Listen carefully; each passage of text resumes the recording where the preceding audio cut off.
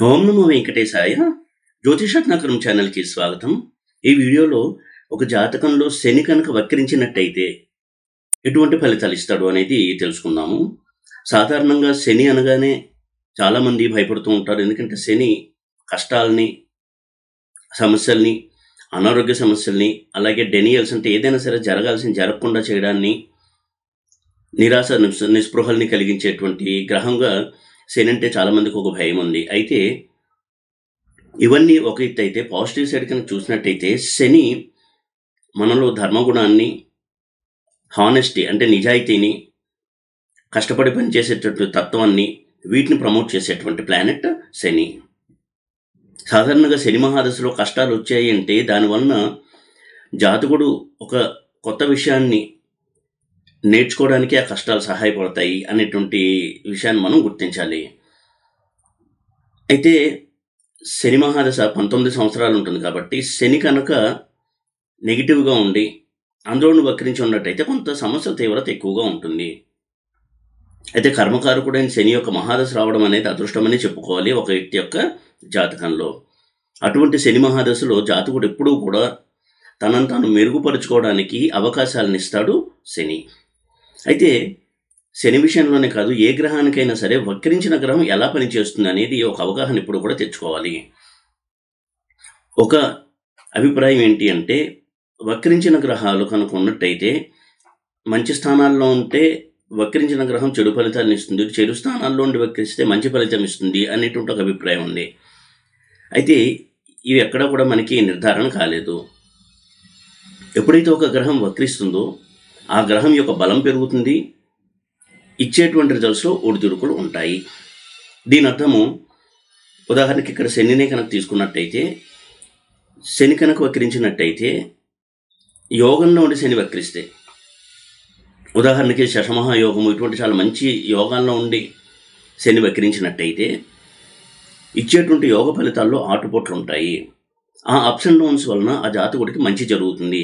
ఇంకా ఎన్నో విషయాల్ని నేర్చుకుని తాను పైకి రావడానికి ఆ అప్స్ అండ్ డౌన్స్, ఆ కష్ట నష్టాలు ఉపయోగపడతాయి. అదేవిధంగా శని నెగిటివ్గా ఉండి శని మహాదశ నడుస్తూ వక్రించి కనుక ఉన్నట్టయితే శని ఇచ్చేటువంటి కష్టాల్లో మరింత కొంత తీవ్రత అనేది పెరుగుతుంది. దీనివలన ఆ జాతకుడు ఆ 19 సంవత్సరాల్లో తన వారెవరు, తన శత్రువులు ఎవరు, తను మేలు కోరుకునేవారు, తన కీడు కోరుకునే వాళ్ళు ఎవరు, ఇటువంటి విషయాల పట్ల స్పష్టత కూడా ఇస్తాడు శని. ఏ విధంగా చూసినా శని మహాదశ వక్రించిన డైరెక్ట్ మోషన్లో ఉన్న శని మహాదశలో జాతకుడు ఎప్పుడూ కూడా చాలా మంచి విషయాల్ని నేర్చుకోవడానికి ఒక ప్లాట్ఫామ్ ఏర్పాటు చేస్తాడు శని. ఇక శని వక్రించి 12 స్థానాల్లో ఉంటే ఎలాంటి ఫలితాలు ఇస్తాడు అనేది తెలుసుకుందాము. అదేవిధంగా శని వక్రించి ఉన్నప్పుడు ఉచ్చలో ఉంటే ఎలా ప్రవర్తిస్తాడు, నీచలో ఉంటే ఎలా ప్రవర్తిస్తాడు, ఇది కూడా చాలా ముఖ్యమైనటువంటి అంశము. అలాగే అస్తంగత్వం చెంది వక్రించినప్పుడు శని ఎలా ప్రవర్తిస్తాడు, నీచలో శని ఉండి వక్రించినట్టయితే ఇచ్చేటువంటి రిజల్ట్స్లో నెమ్మదితనం అనేది ఉంటుంది. అంటే స్లోగా అందుకుంటాడు రిజల్ట్స్ని. అంటే ఒక్కొక్కసారి తను చేసే ప్రయత్నాలు ఇక సఫలం అవదేమో అన్న ఒక అనుమానం కలిగి తర్వాత సక్సెస్ని ఇస్తాడు. ఇక ఉచ్చలో ఉన్నటువంటి శని కనుక వక్రించినట్టయితే, ఉదాహరణకి ఉచ్చలో ఉన్న శని శశమహాయోగము ఇటువంటి యోగాల్లో ఉండి జాతకుడికి పదవి ప్రాప్తి, అధికారము ఇచ్చినట్లయితే, ఆ ఉచ్చలో ఉన్నటువంటి శని వక్రించినప్పుడు ఆ జాతకుడికి ముఖ్యంగా శని మహాదశ కనుక నడుస్తున్నట్టయితే ఓవర్ కాన్ఫిడెన్స్తో తప్పులు చేయడము, తను అన్ని కరెక్ట్ డిసిషన్స్ తీసుకుంటాను అనేటువంటి ఒక ఏకపక్ష ధోరణిలో వెళ్తూ మితిమీరినటువంటి ఆత్మవిశ్వాసంతో పొరపాట్లు చేయడము, ఇటువంటి రిజల్ట్స్ని ఇస్తాడు. ఇక రవికి దగ్గరగా ఉండి అస్తంగత్వం చెంది కనుక శని వక్రించినట్లయితే చేసేటువంటి వృత్తి వ్యాపారాల్లో కొంత అనైతికమైనటువంటి పనులు చేసి సమస్యలను కొని తెచ్చుకోవడము, అధికారుల శిక్షకు పాత్రలు ఉండడము, ఇటువంటి రిజల్ట్స్ కూడా ఇస్తాడు శని వక్రించినట్లయితే. అయితే వక్ర శని వలన, కేవలం వక్రించడం వలన శని యోగాలు అనేవి ఆగవు. అయితే యోగించినటువంటి శని వక్రించినప్పుడు ఇచ్చేటువంటి ఫలితాల్లో అప్స్ అండ్ డౌన్స్ అనేవి ఉంటాయి. ఇక 12 స్థానాల్లో శని యొక్క వక్రం కనుక చూసినట్టయితే, లగ్నంలో కనుక శని వక్రించి ఉన్నట్టయితే ఇక్కడ కూడా 2 కోణాలని మనం చూడాలి. ఒకటి పాజిటివ్ సైడ్, ఒకటి నెగిటివ్ సైడ్. పాజిటివ్ సైడ్ కనుక చూసినట్టయితే ఉదాహరణకు తులా లగ్నము, లగ్నంలో శని ఉచ్చలో ఉన్నాడు. ఇటువంటి వ్యక్తులు ఎప్పుడూ కూడా ఆత్మవిశ్వాసంతో ఉండడము, కష్టించి పని చేయడం అనే దాన్ని నమ్మడము, దైవం కంటే కూడా తన హార్డ్ వర్క్ని ఎక్కువగా నమ్ముకునే వ్యక్తులు అయ్యి ఉంటారు.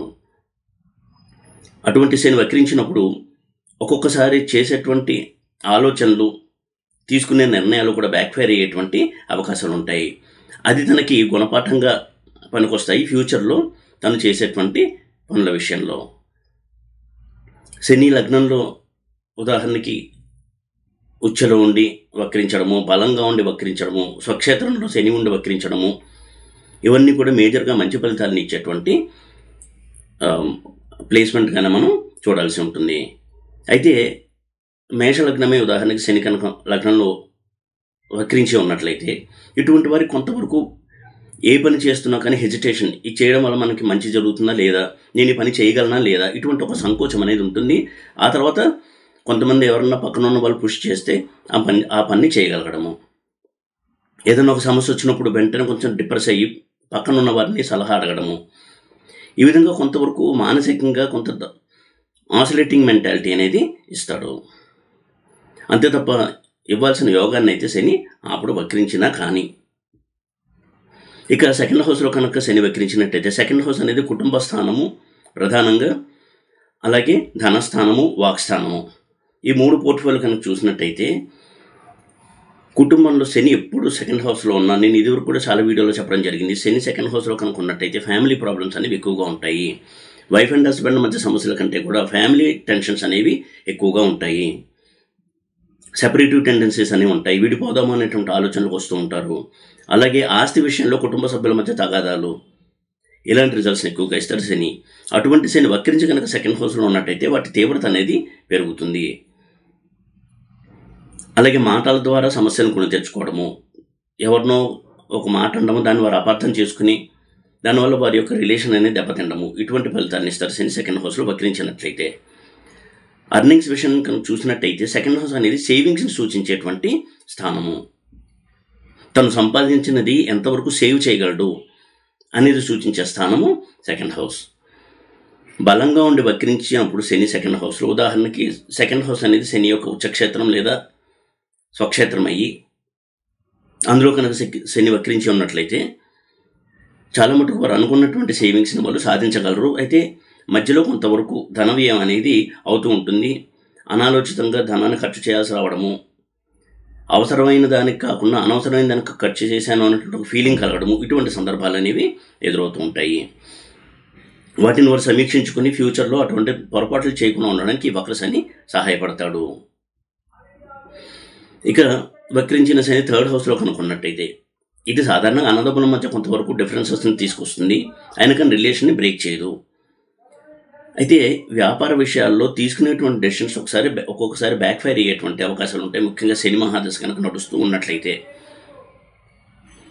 తను ఏదైతే ఒక స్ట్రాటజీని రచించి దాన్ని ఇంప్లిమెంట్ చేస్తాడో అది సత్ఫలితాలు ఇవ్వలేకపోవడము, తను తీసుకున్నటువంటి డెసిషన్స్ పాజిటివ్ రిజల్ట్స్ని ఇవ్వలేకపోవడము, సక్సెస్ని ఇవ్వకపోవడము, ఇటువంటి సందర్భాలు కూడా ఎదురవుతూ ఉంటాయి. అయితే శని బలంగా థర్డ్ హౌస్లో కనుక ఉన్నట్టయితే అలా బ్యాక్ఫైర్ అయినా కానీ తిరిగి వాటి నుంచి కొన్ని విషయాలు నేర్చుకుని తన సక్సెస్ వైపుకి వెళ్ళడానికి శని సహాయం అనేది చేస్తాడు. ఇక శని ఫోర్త్ హౌస్లో కనుక వక్రించి ఉన్నట్లయితే తల్లితో కొంతవరకు మనస్పర్ధలు, ఇద్దరు కూడా ఏ విషయం మీద కూడా భావ సారూప్యత అనేది లేకుండా విభేదిస్తూ ఉండడము, ఈ విధంగా తల్లితో ఎప్పుడూ కూడా ఒక టామ్ అండ్ జెర్రీ లాగా వారికి రిలేషన్ అనేది ఉంటుంది. ప్రేమాభిమానాలు ఉన్నప్పటికీ కూడా మదర్తో ఇటువంటి కొంత మిస్అండర్స్టాండింగ్స్, ఆర్గ్యుమెంట్స్ అనేవి ఎక్కువగా ఉంటాయి. చిన్నప్పుడు వారి ఎడ్యుకేషన్లో బ్రేక్స్ అనేవి ఎక్కువగా ఉంటాయి. అనుకున్న స్థాయిలో చదవలేకపోవడము, ఇంటికి దూరంగా ఉండి చదువుకోవాల్సి రావడము, ఆ విధంగా ఇంటిని, తన తల్లిదండ్రుల్ని, తను పుట్టిన ఊరిని ఎప్పుడు మిస్ అవుతూ ఉంటారు. ఉద్యోగం చేసే సమయంలో వక్రించిన శని, ఫోర్త్ హౌస్లో వక్రించిన శని దశ కనుక నడుస్తూ ఉన్నట్టయితే చాలా దూరంగా ఉన్నటువంటి ప్రాంతానికి ట్రాన్స్ఫర్ అవ్వడము, ఇటువంటి ఫలితాలు ఉంటాయి. అలాగే ఓన్ హౌస్ అనేది కూడా చాలా లేట్గా వారు సాధించుకుంటారు. ఇక ఫిఫ్త్ హౌస్లో కనుక శని వక్రించి ఉన్నట్లయితే పాజిటివ్ సైడ్ కనుక చూసినట్టయితే సంతాన సౌఖ్యం అనేది ఉంటుంది.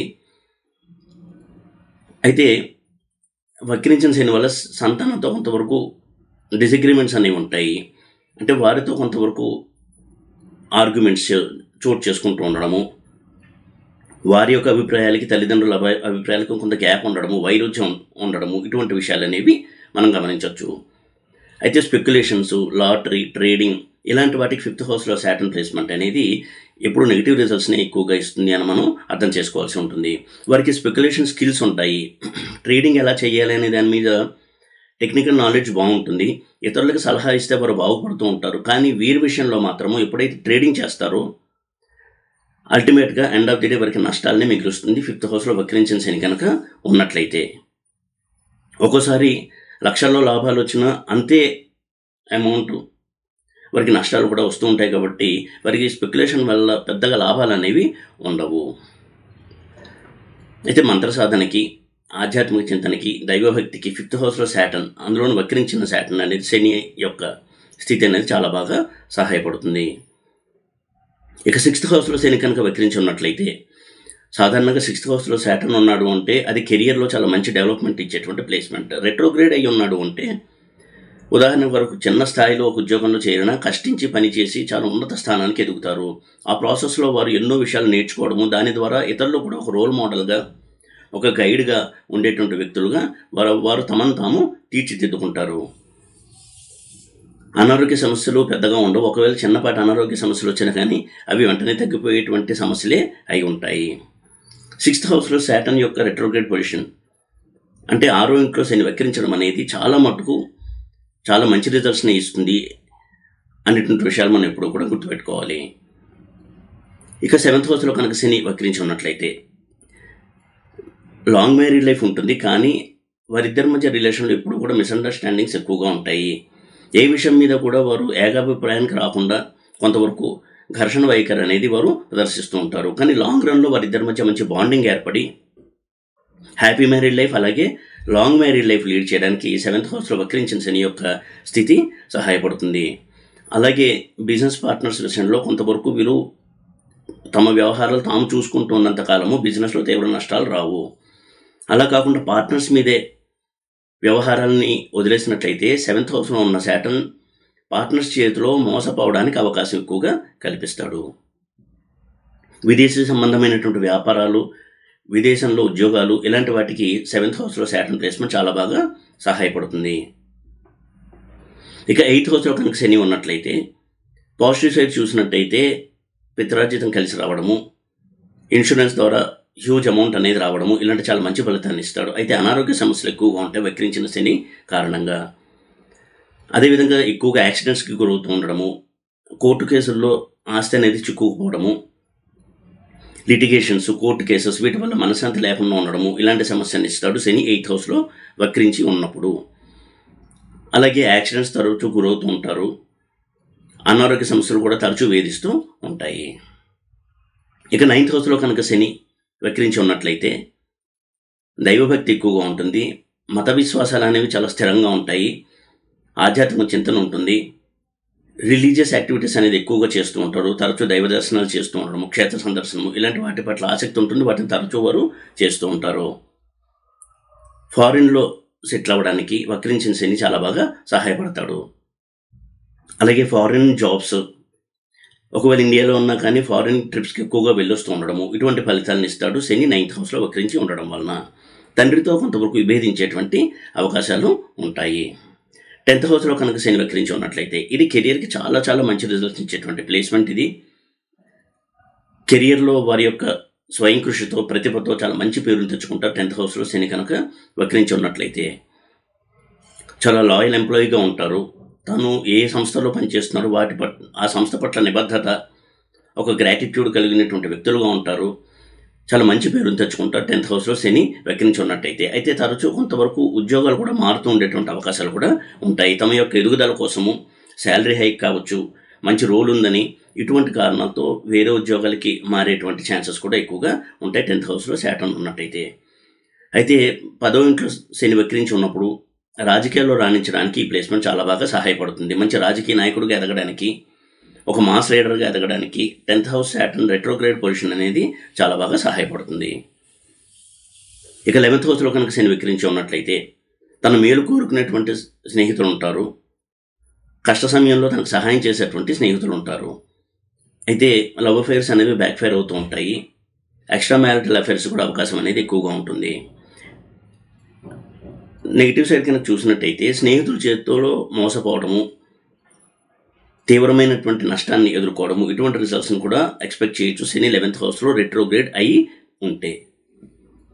ఇక 12th హౌస్లో కనుక శని వక్రించి ఉన్నట్లయితే విదేశీ వ్యాపారాలకి, విదేశీ ప్రయాణాలకి, విదేశాల్లో సెటిల్ అవ్వడానికి చాలా చాలా బాగా సహాయపడతాడు శని.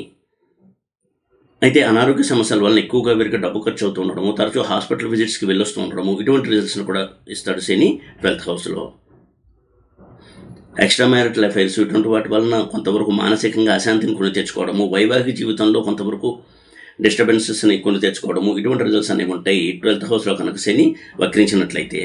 ఆధ్యాత్మిక చింతనకి, వైరాగ్య భావనకి చాలా బాగా సహాయపడుతుంది శని యొక్క 12th హౌస్ ప్లేస్మెంట్.